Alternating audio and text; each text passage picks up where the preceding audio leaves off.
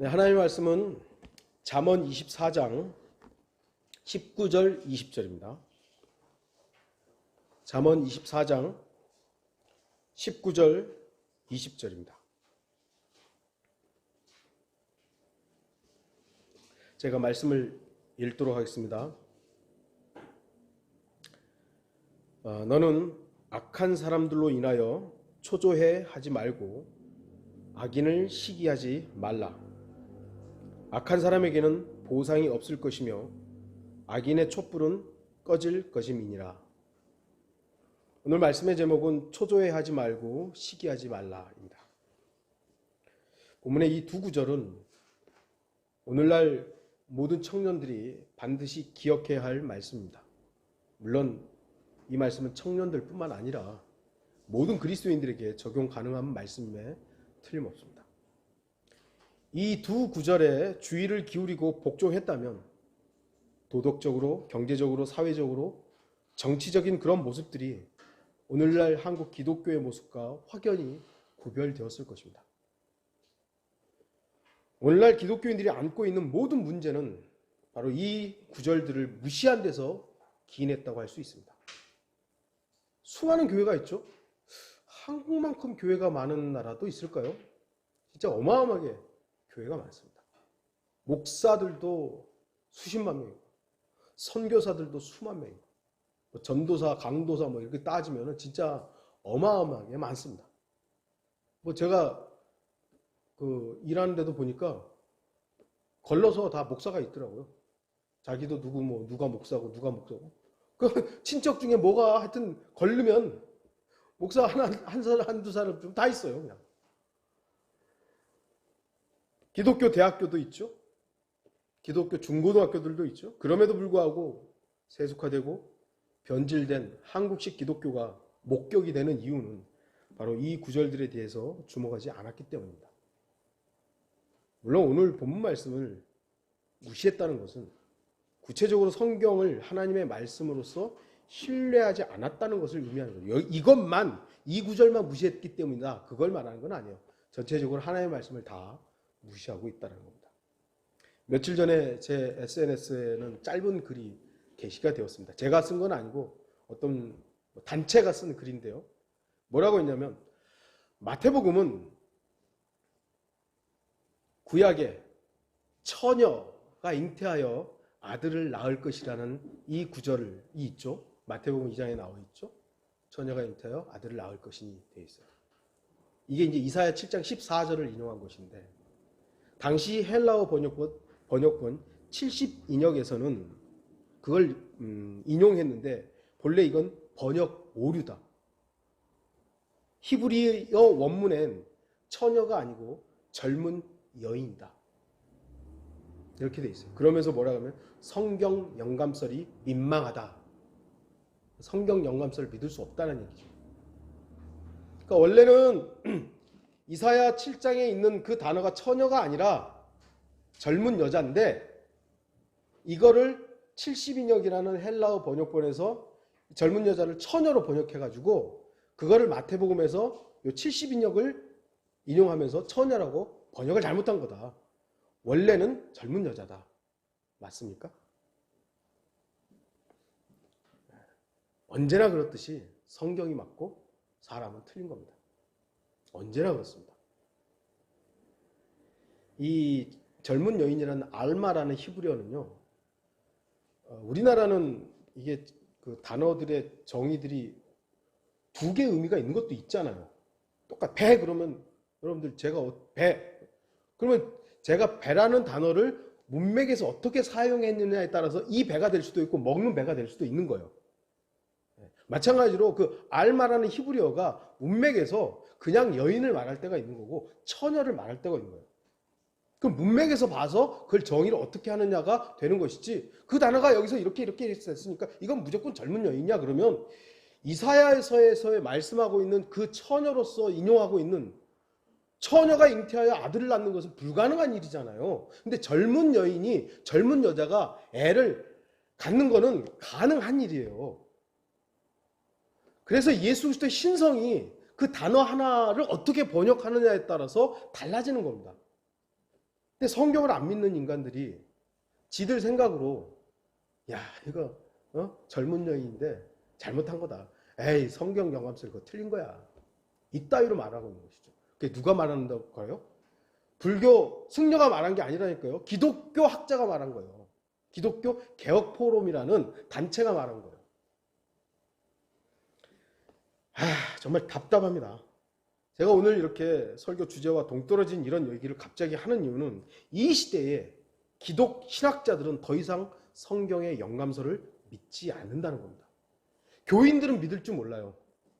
그 소위 말하는 순진한 교인들은 하나님의 말씀은 영감을 받았지 이렇게 믿을 줄 모르지만 목사들 신학자들 중에는요 안 믿는 사람들이 이제 허다한 겁니다. 안 믿어요.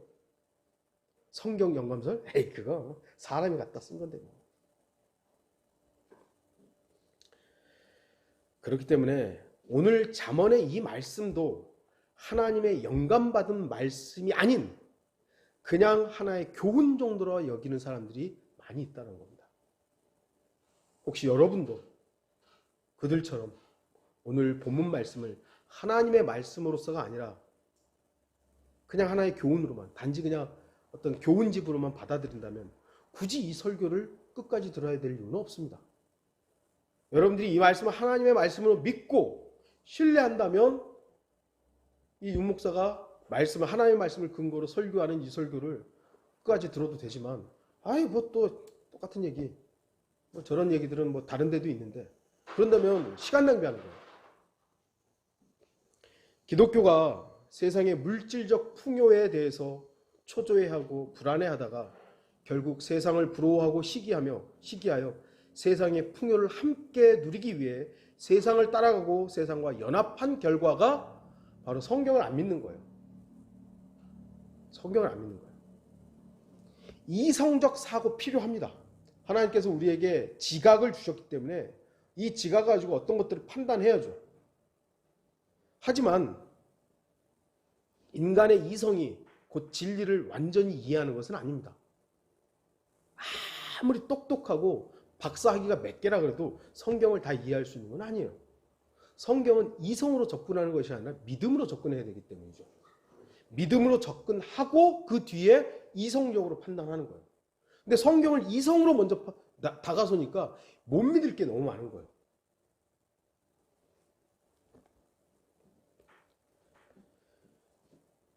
그들은 이 마지막 시대의 신학자들은 알량한 자신들의 지식으로 성경을 판단하고 재단하여 자기 지식 수준으로 성경을 끌어내려 버렸습니다.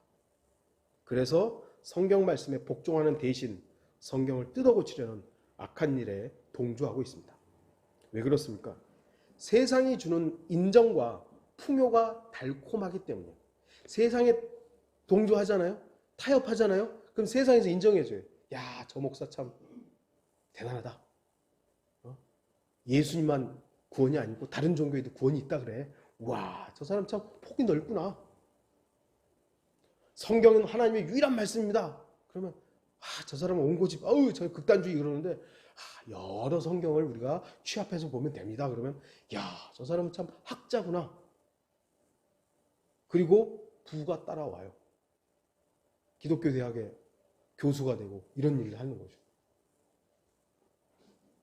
결국 마귀는 교회에게 부와 명예를 준 대신 복음을 변질시키고 진리를 대적하며 하나님의 말씀을 변개시키는 일들에 대해서 동조하고 침묵하도록 만들어버렸어요. 오늘날 하나님의 말씀, 성경을 하나님의 말씀으로 믿는 교회들을 찾기가 점점 어려워졌죠? 왜 그러겠어요? 그렇게 믿으면 사람들이 잘 안 와요. 사람이 안 오면 교회가 안 커져요. 교회가 안 커지면 목사가 부자가 안 돼요. 그래서 아무 성경이나 오늘날 뭐 성경 많은데 그들 중에 그거 뭐 우리 교단은 요거 이런 식으로 다 타협해버리는 거죠. 그리고 목사들 제가 94년, 95년 목사들 만나러 다녔을 때 이거 참 오래된 일이긴 하네요. 그들 중에 킹제임스 성경이 바른 성경이라 알아요. 아는데도 불구하고 우리 교단에서는 그게 옳지만 그래도 우리는 하면서 거절하는 거예요. 왜 그러겠어요? 침묵하는 거죠. 그냥 침묵해야 지적을 안 당하니까요. 한국 교회는 배부르고 부유함을 자랑하는 라오디게아인들의 교회를 너무나도 분명하게 보여주는 한 예라고 할 수 있습니다. 계시록 3장 14절에서 17절 라오디게아인들의 교회의 천사에게 편지하라. 아멘이시오 신실하고 진실한 증인이시며 하나님의 창조를 시작하신 분이 이 일들을 말씀하시느니라. 여기서도요. 하나님의 창조를 오브라는 이 단어를 어떻게 번역하느냐, 목적격으로 하느냐, 소유격으로 하느냐에 따라서 어마어마한 차이가 있는 겁니다.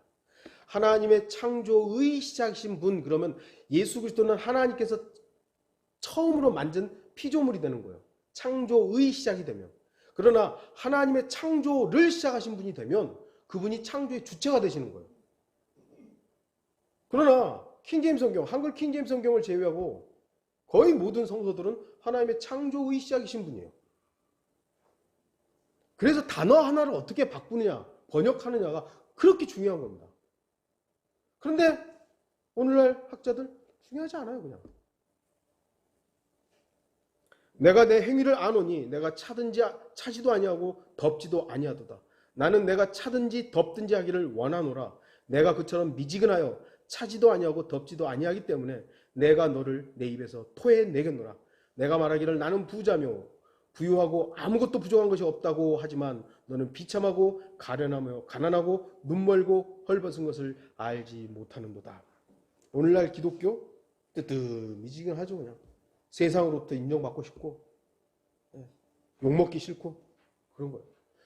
제가 다시 말씀드리지만요. 복음 때문에 진리 때문에 욕먹는다면 저도 거기에 동참하겠어요. 예수 그리스도 때문에 욕을 먹는다면 저도 기꺼이 거기에 동참하겠어요. 그러나 지금 한국 기독교가 욕먹는 이유가요. 예수님 때문인가요? 진리 때문인가요? 그렇지 않아요. 저는 그래서 그게 창피한 거예요. 그냥 거기에 참여하기도 싫고요. 한국은 기독교라는 종교인들이 예전에는 1000만 명이라고 막 자랑을 했어요. 들어보신 적 있으시죠? 1000만 기독교회. 그런데 그게 자기들도 너무 과장했구나 하는 걸 알았는지 이제 좀 많이 줄였어요. 그래서 많게는 700만에서 800만, 적게는 뭐 600만에 700만. 예전보다 한 3, 400만 명이 줄였어요. 그동안에 뭔 일이 있었는지는 모르겠지만 그렇게 이제 한국 기독교인들을 몇백만이라고 얘기합니다. 하지만 거듭난 그리스도인의 숫자일까요? 그게 거듭난 그리스도인의 숫자일까요? 거기에 대해서는 교회 다니는 사람들도 자신하지 못해요.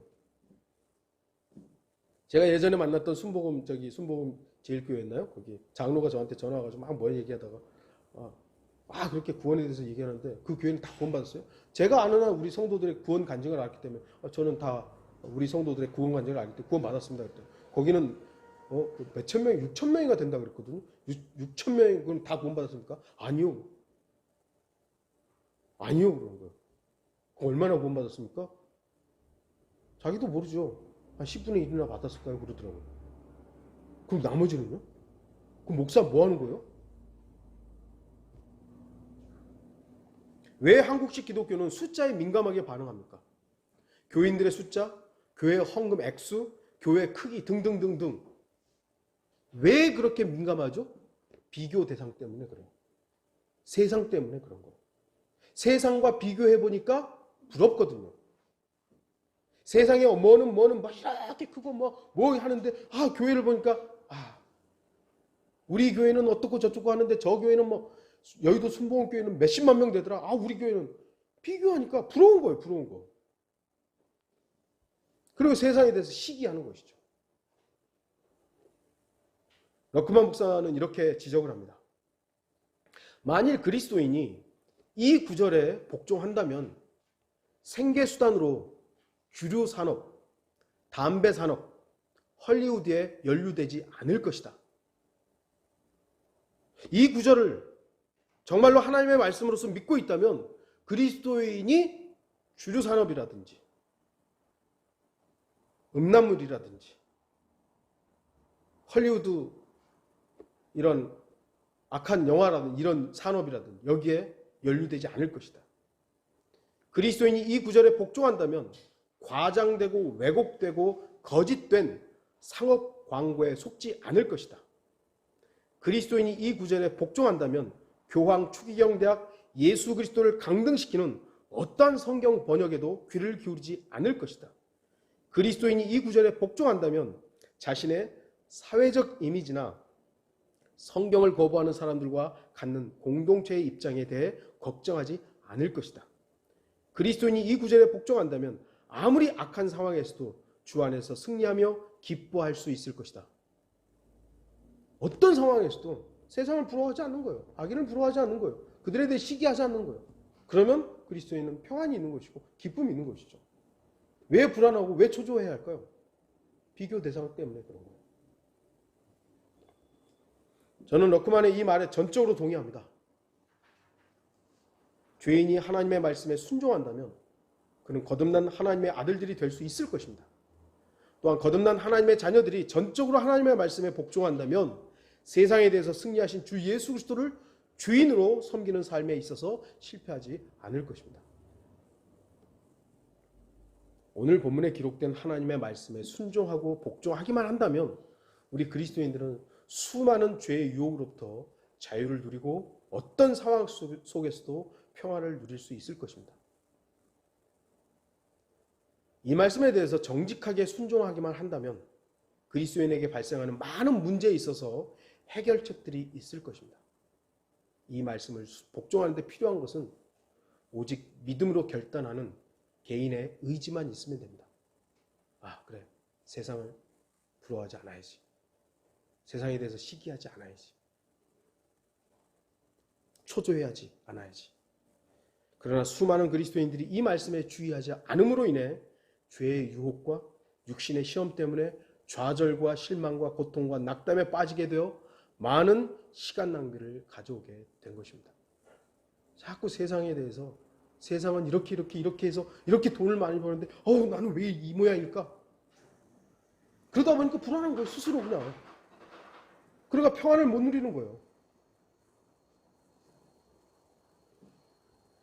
오늘 본문에서는 악인에 대해서 두 가지를 하지 말라고 말씀합니다. 그것은 초조함과 시기입니다. 악인에 대해서 교리적으로 살펴본다면 적그리스도에게 적용할 수 있고요. 역사적으로는 이스라엘 백성들을 박해하는 이방인들에게 적용할 수 있습니다.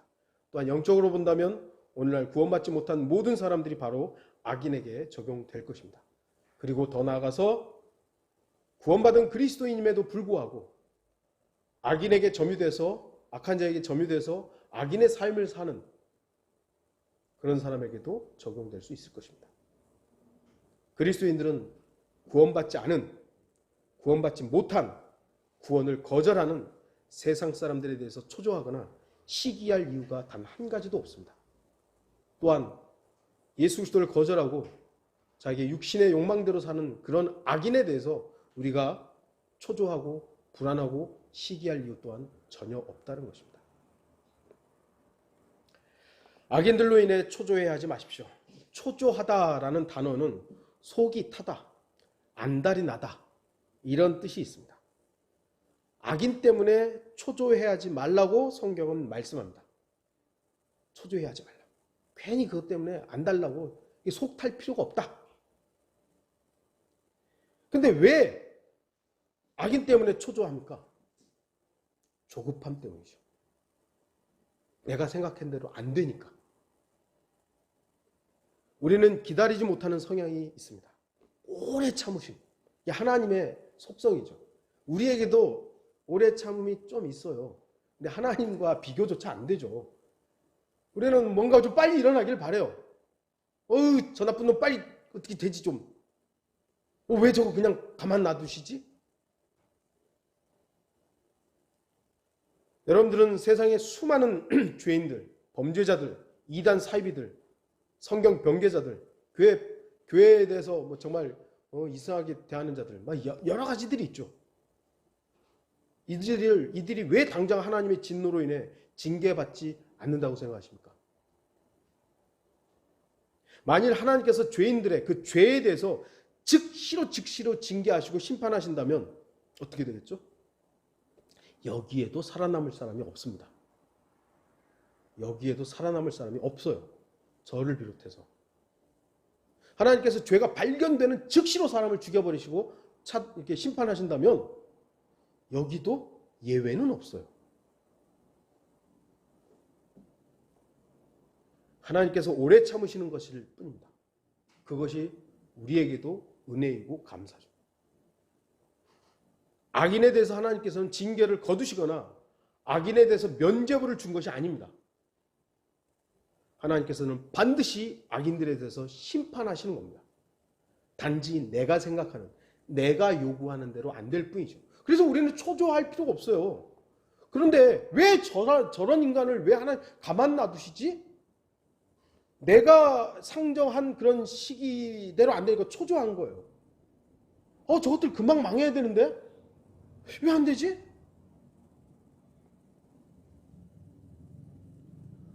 그리고 또 다른 이유는, 초조해야 하는 이유는 바로 불신이죠.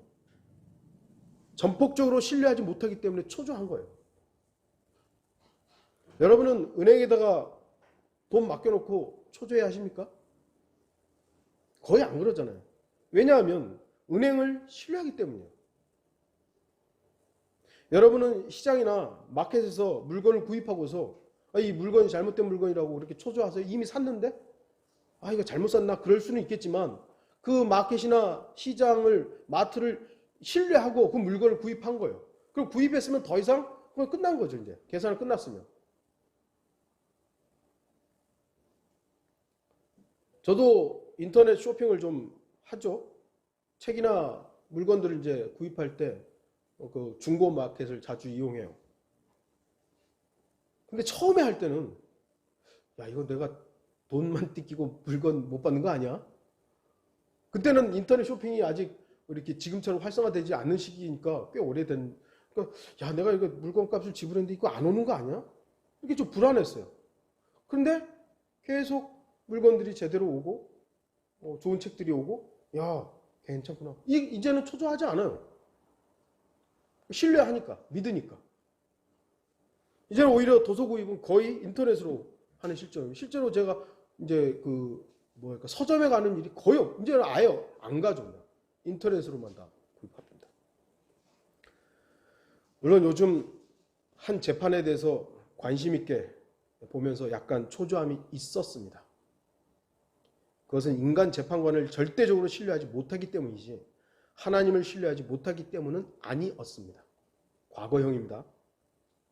저는 성도들의 믿음을 이용해서 거짓말하고 악한 범죄를 일삼는 한 죄인에 대해서 이미 하나님께서 판단하셨음을 믿기 때문에 그 부분에 대해서 초조해야 하진 않았어요.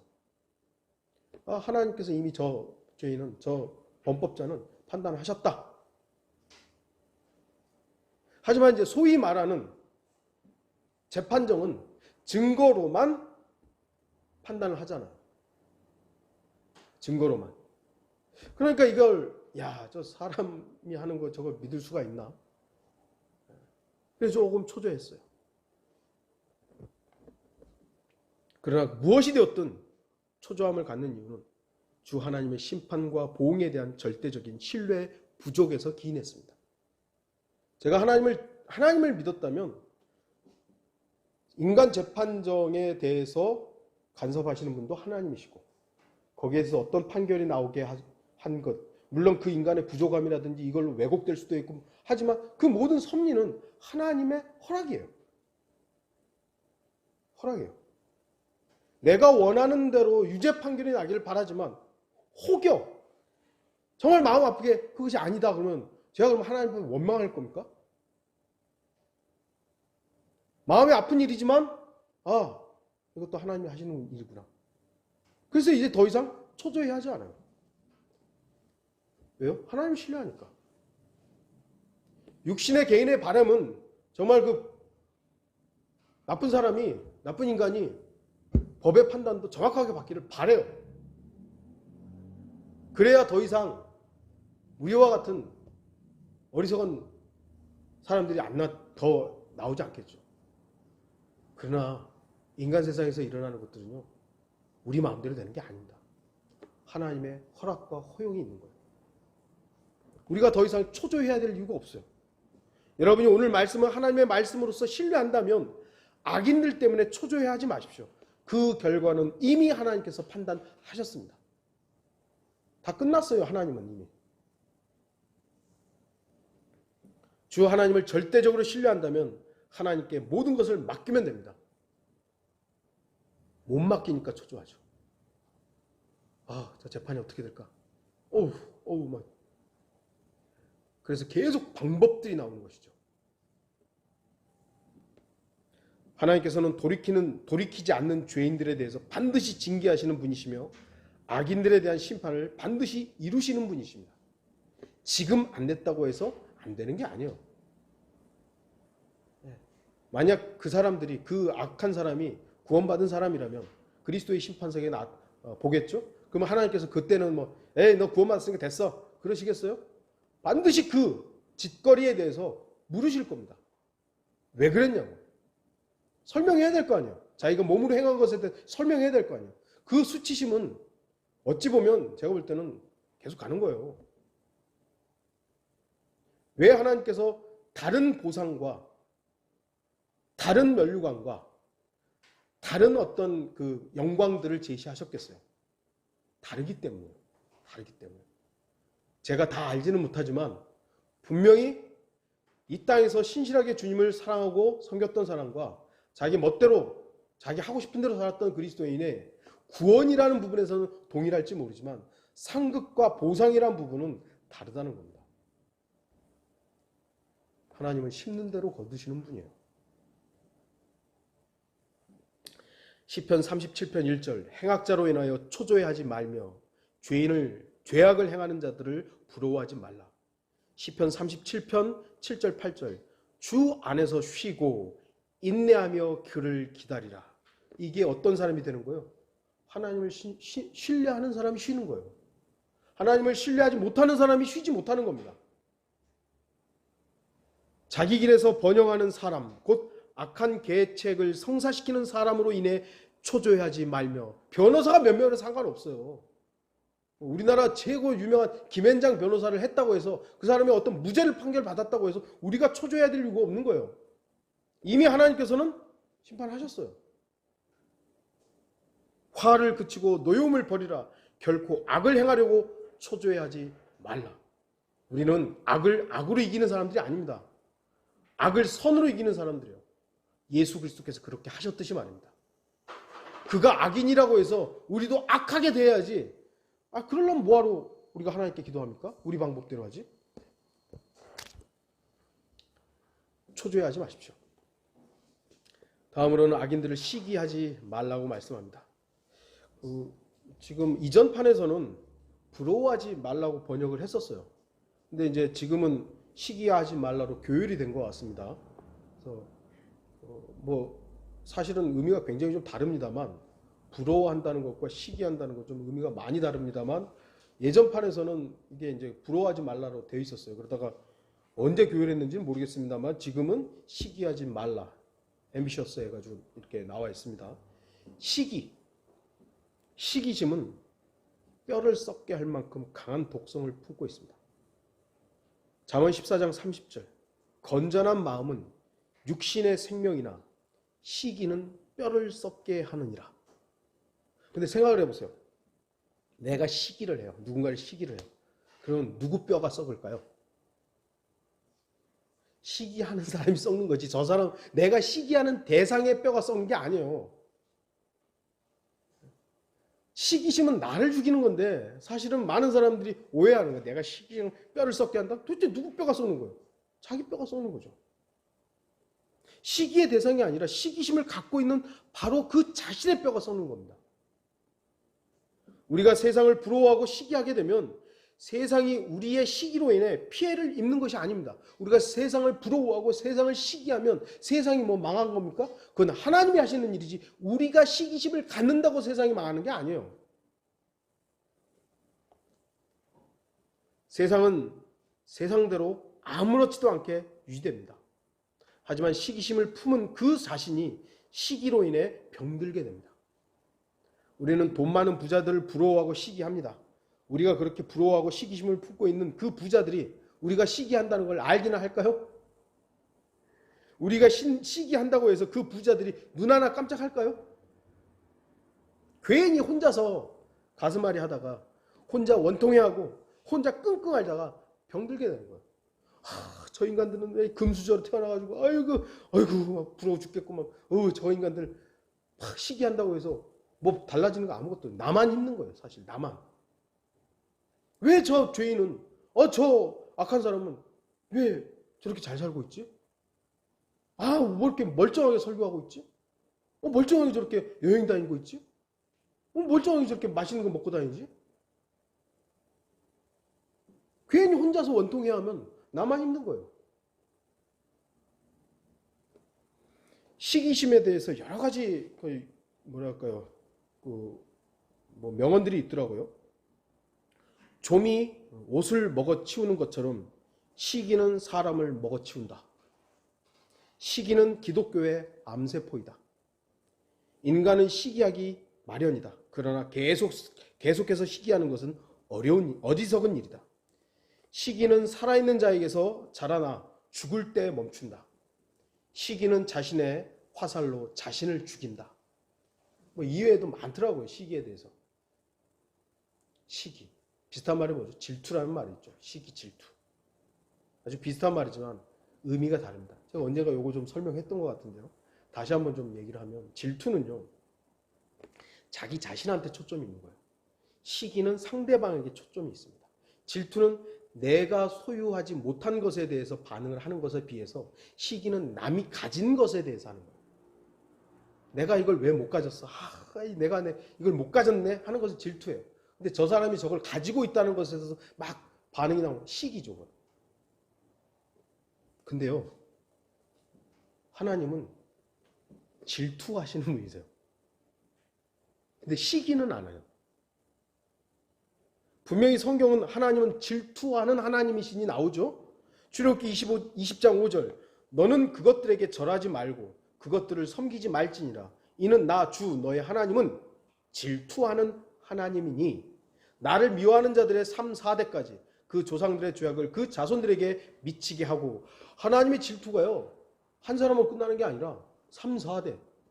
와, 질투의 화신이세요. 출애굽기 34장 14절 너는 다른 신을 경배하지 말지니 그 이름이 질투인 주는 질투하는 하나님이니라. 이 외에도 많아요. 신명기에도 나오고 여호수아에도 나오고요. 하나님 질투하신대요.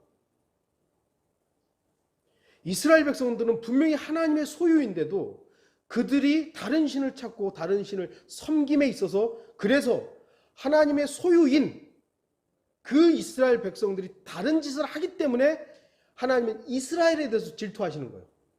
이스라엘에 대해서. 다른 신에 대해서 질투하는 게 아니에요. 하나님께서는 다른 신들에게 질투하거나 시기하지 않습니다. 왜냐하면 그 신들은 우상이기 때문에 질투의 대상도 시기의 대상도 아니기 때문입니다. 하나님께서는 이스라엘 백성들에 대해서 질투하시는 것이지 그들에게 시기하는 게 아니에요. 그래서 그리스도인들은 세상에 대해서 또는 죄인들에 대해서 질투하거나 시기하지 말아야 됩니다. 허상이니까요. 하나님께서는 이스라엘이라는 실체가 하나님의 소유였잖아요. 근데 이들이 잘못된 일을 하니까 이스라엘에 대해서 질투하는 거예요. 내 소유인데 자꾸 엉뚱한 일을 하니까. 그런데 이방 신들에 대해서 질투나 시기할 이유가 없어요. 왜냐하면 그것들은 허상이니까. 우리도 세상에 대해서 질투하거나 시기해야 될 이유가 없어요. 왜요? 세상은 곧 망할 것이기 때문에. 없어져 버릴 것들이기 때문에. 허상이기 때문에. 지금 우리 눈앞에 보이는 이 세상 언제까지 갈까요? 세상 사람들이야 오래오래 가기를 바라지만, 오래오래 영원히 가기를 바라지만 결코 성경은 그렇게 말씀하지 않습니다. 곧 옷처럼 말려서 쓸려버릴 것입니다. 그래서 저는 세상에 대해서 별로 그렇게 부러워하거나 시기, 질투 안 나요. 그들이 어떤 차를 타든 뭐 순간적으로 저도 사람이니까 좋은 차 지나가면 야, 좀 멋지다 그러지만 그것 때문에 내가 못 가졌다고 해서 그것에 대해서 질투하거나 시기하지 않아요. 그건 그들의 몫이에요. 그들이 누릴 수 있는 이 땅에서의 마지막 행복이에요. 그리스도인은 세상 사람들의 부러움의 대상이 되어야 하는 것이지 그리스도인들이 세상 사람들을 시기해서는 안 됩니다. 정말 한때는 미국에서도 그렇고 유럽에서도 잠깐 동안은 그리스도인들을 부러워했던 때가 있었죠. 야, 저렇게 살아야 되는데. 야, 저렇게 신앙생활을 해야 되는데. 미국의 대부흥의 역사가 일어났을 때 술집이 문을 닫고 장녀들이 자신의 일을 멈추고 이런 일들이 일어났을 때 존경의 대상이 됐었죠. 그리스도인들이. 야, 저렇게 해야 되는데. 그리스도인들이 많은 칭송을 받았죠. 근데 지금은요. 저도 인간의 노력으로는 불가능하다는 걸 압니다. 하지만 우리가 주님을 사랑하는, 주님이 나를 얼마나 사랑하는지에 대해서 만끽하고 그걸 묵상하면서 살아가면 세상 사람들이 바라보는 거예요. 야, 저 사람은 저렇게 없는데도 복된 삶을 사는구나. 저 사람은 저렇게 힘든데도 얼굴에 미소가 있구나. 야, 왜 저 사람은 나는 이렇게 많이 가졌는데 저 사람은 저렇게 평안할까? 많이 가졌는데 불안한데 왜 저 사람은 저럴까? 최소한 우리가 일부러 막 그런 삶을 사는 건 아니지만 주님을 통해서 우리가 만족하고 주님을 통해서 영의 만족, 이따가 좀 말씀드리겠습니다. 혼의 만족과 영의 만족이 달라요. 영의 만족으로 살아갈 때 세상 사람들은 우리를 다르게 볼 수밖에 없는 겁니다. 그래서 우리는 세상을 부러워하고 시기할 이유가 없는 것입니다. 청년들 주의 좀 주목하십시오. 재미. 오늘날 청년들은 재미를 추구하죠. 재미있어? 뭘 해도 막 재미.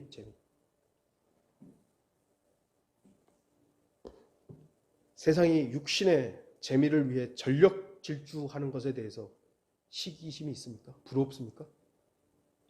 세상 청년들은 저렇게 막 즐기면서 사는데 나는 왜 이러지? 부럽습니까? 부러워하지 마십시오. 육신의 쾌락과 재미는 정말 잠시뿐이에요. 정말 잠시. 그 순간의 재미를 느꼈으면 그거보다 더한 재미를 계속 추구해 나가요. 그래서 오늘날 아까도 제가 좀 말씀드렸습니다만 부모 덕에 금수저로 태어난 그 청년들이 모든 걸 다 소유하고 다 가지고 좋은 차 타고 다니고 맨날 술 먹고 하다 보니까 이제 마약으로 가는 거예요. 재미의 끝. 마약도 이제 처음에는 조금 약한 거 맞는데 이제는 더 센 거. 계속 더 센 거. 20대 청년들이 술 먹고 꽝꽝 하잖아요, 지금. 저는 그게 술만 먹었다고 생각하지 않아요. 마약과 연관됐을 거라고 저는 봐요. 좀 잘 사는 집 자제들이 있으니까 언론에서 쉬쉬하는 것 같지만 어쨌든 이게 지금 청년들이 순간의 그 쾌락을 위해서 재미를 위해서 인생을 망치는 것들을 너무 많이 보고 있는 겁니다. 그러나 그런 어리석음을 하나님의 말씀을 통해서 배우지 못한다면 여러분은 이 자리에서 시간 낭비하고 있는 거예요. 그게 어리석구나. 재미를 추구하고 순간의 쾌락을 쫓는 것은 어리석은 일이구나 라는 것을 하나님의 말씀으로 배우지 못한다면 여러분이 여기 앉아서 이렇게 따분하게 설교도 제대로 명설교도 아닌 이런 설교하는 거 듣는 거 여러분들 시간 낭비 같지 않으세요? 재미만 추구한다면. 왜 성경에는 재미라는 단어가 없을까요? 재미를 찾으면 없어요, 단어가. 영어로 fun이라는 단어가 없어요, 아예. 그런데 기쁨이라는 단어는 있어요. 기뻐하라, rejoice라는 단어가 있어요. 기쁨과 재미가 뭐가 다를까요? 어마어마하게 다른 겁니다. 그게 바로 혼의 만족이냐 영의 만족이냐 이거예요. 저도 좋은 그 TV 프로 보면 감동이 돼요. 이야, 저런 일들이 있구나. 근데 그건 혼의 만족이에요. 좋은 노래 들으면 가요 중에도 좋은 노래들이 있잖아요. 그럼 눈물 흘려요. 이야, 참 감동이다. 그러나 그건 혼의 만족이지 영의 만족은 왜요? 하나님과 무관한 일이기 때문이에요. 그건 나를 위로하는 일이에요. 그냥 혼의 만족이에요. 우리는 아직 육신을 입고 있기 때문에 혼의 만족을 위한 것들도 필요해요. 그게 전혀 무익하다는 얘기는 아니에요. 여러분들 좋은 환경을 보고 좋은 자연을 보고 야 감동해야죠. 혼의 만족이에요. 영의 만족이란 뭐예요? 성령이 그걸 만족하느냐예요. 성령 하나님께서 그것을 흡족해 하느냐. 비록 눈물 펑펑 흘리는 슬픈 일이 있는데, 누군가가 죽어가지고 슬픈 일이 있는데 그것이 주 예수 그리스도를 위해서 죽은 일이라면 성령 하나님께서 받으시는 거잖아요. 내 환경은 분명히 슬픈 일인데 그걸 통해서 내가 위로를 받고 만족한다면 영의 만족인 거죠. 여러분들 찬송 부르다가 감격해서 눈물 흘린 적 있으세요? 저 있어요. 물론 그것은 혼의 만족과 영의 만족이 함께 가는 거죠. 찬송의 가사를 통해서 야, 주님 감사합니다 하는데 성령 하나님께서 나에게 감동을 주시는 거예요. 영의 만족이죠. 곧 내 혼도 거기에 대해서 노래를 부름으로 인해서 만족이 있는 거예요. 혼의 만족이 곧 영의 만족이 아닐 수도 있지만, 영의 만족이 곧 혼의 만족이 아닐 수도 있지만, 여러분들 그걸 구분할 줄 알아야 돼요. 여러분이 모든 걸 좋아가지고 야 이거 하나님께서 다 좋아할 거라 그런 건 아니에요. 오늘날 수많은 기독교인들이 자기 만족을 곧 하나님의 만족으로 착각하는 거예요. 그래서 자기가 좋아하는 일 해놓고 이거 하나님이 일 했다고. 한국 교회가 그런 게 많아요. 교회를 막 수십 개 세웠대요. 어떤 장로가 교회 여기서 세우고 저기도 막 몇 개를 세웠대요. 그건 자기 만족일 뿐이에요. 기쁨. 그리스도인은 재미가 아니라 기쁨이에요. 빌립보서 4장 4절. 주 안에서 항상 기뻐하라. 내가 다시 말하노니 기뻐하라. 이 기쁨이 뭐예요? 네 재미대로 살아. 네 쾌락을 위해 살아. 그게 아니라는 거예요. 주 안에서 주를 기뻐하는 거죠. 주를. 인이라는 이 부분이 주 안에서 항상 기뻐하라고도 우리가 번역이 되어 있습니다만 이거를 다르게 주를 기뻐하라가 되는 거예요. 하나님이 나의 기쁨이 될 때 이게 바로 영의 만족이 되는 겁니다. 영국 황제가 이제 시차를 나간 거예요. 순시를 쫙 나가는데 어떤 동네에 이르렀을 때 물방앗간에서 노랫소리가 나오는 거예요. 그래서 이제 발걸음을 멈추고 무슨 노래를 부르나 하고 이제 들어가 봤더니 한 노인이 앉아서 노래를 아름답게 부르고 있는 거예요. 그래서 이제 이 여왕이 자기 여왕이라는 황제라는 걸 알리지 않고 노래 좀 다시 좀 불러달라고. 너무 노래가 아름다워서 좀 듣고 싶다고. 그러자 노인은 기쁨으로 노래하기 시작했습니다. 이게 일반 교회에서는 불렀던 노래인데 우리는 안 불렀던 노래죠. 세상 사람 날 부러워 아니하여도 나도 역시 세상 사람 부럽지 않네. 하나님의 은혜를 생각할 때에 할렐루야 찬송이 저절로 나네. 뭐 혹시 기억나시는 분 있을 수도 있을 거예요. 우리 청년들은 잘 몰라도 세상 사람들이 날 부러워하지 아니하여도 나도 역시 세상 사람 부럽지 않네. 하나님의 은혜를 생각할 때 할렐루야 찬송이 저절로 나네. 이런 찬양을 한 거예요. 그러니까 황제가 2절 있냐고. 2절 있냐고. 2절 없는데요. 그러자 이제 황제가 2절은 이렇게 부르라고. 세상 사람 날 부러워 아니하여도 영국 황제 루이스가 날 부러워 십자가의 사랑을 생각할 때 할렐루야 찬송이 저절로 나네. 그렇게 부르라고. 이 예화가 진짜인지는 잘 모르겠어요. 만들어진 예화들이 워낙 많아가지고 이게 가짜를 만들었는지는 모르겠습니다만 어쨌든 이 내용만큼은 우리에게 교훈을 주는 거예요. 그 물레방앗간에서 가난한 노인이 찬송을 부르면서 세상 사람 나를 부러워하지 않다. 나도 너네 안 부럽다. 난 주님으로 만족한다. 황제가 보니까 거기서 부르고 있는 그 찬양이 야 영국 황제가 너를 부러워하고 있다.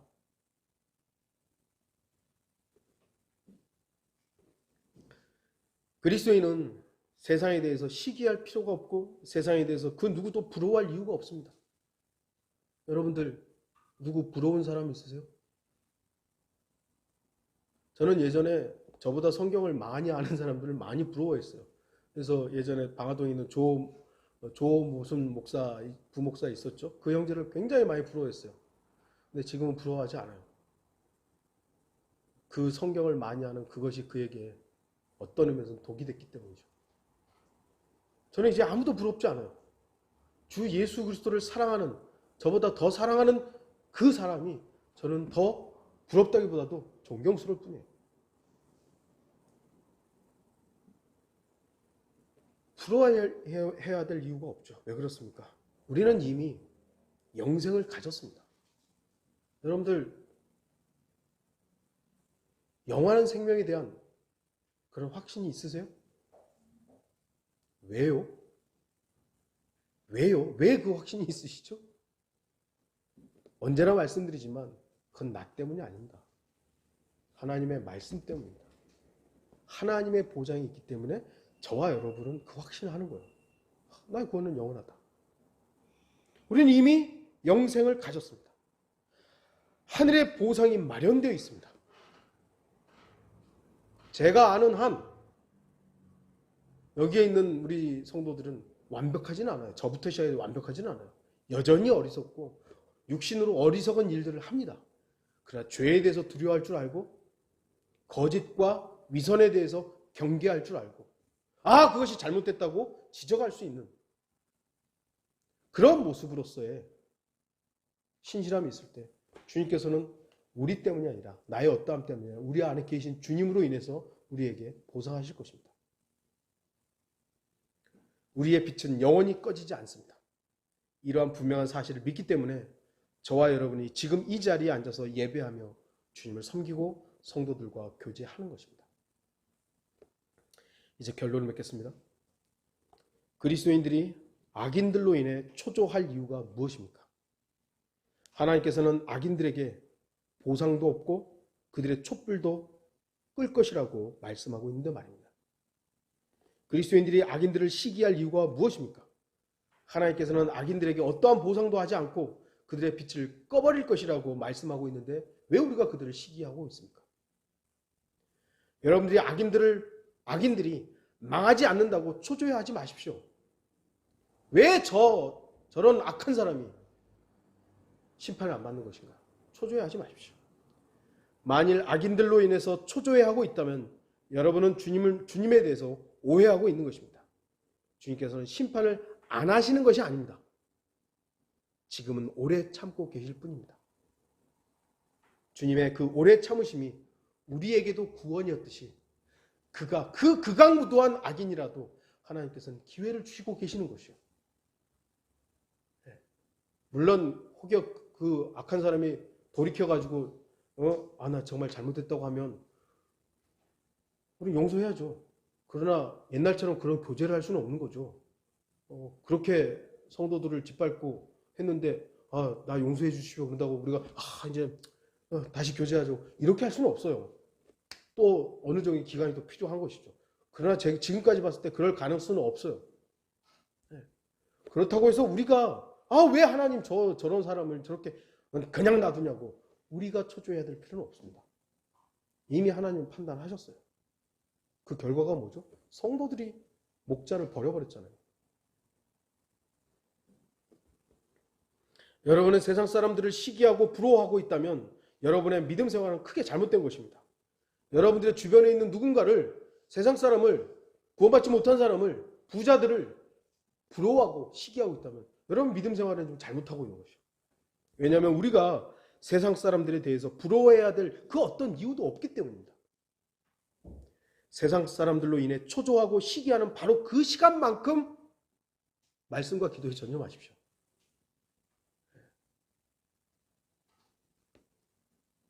주님께서는 바로 저와 여러분에게 보상과 빛으로 함께 하신다는 분명한 사실을 믿는 그 믿음으로 살아가는 성도들이 되기를 바라는 것입니다. 다 같이 기도하시겠습니다.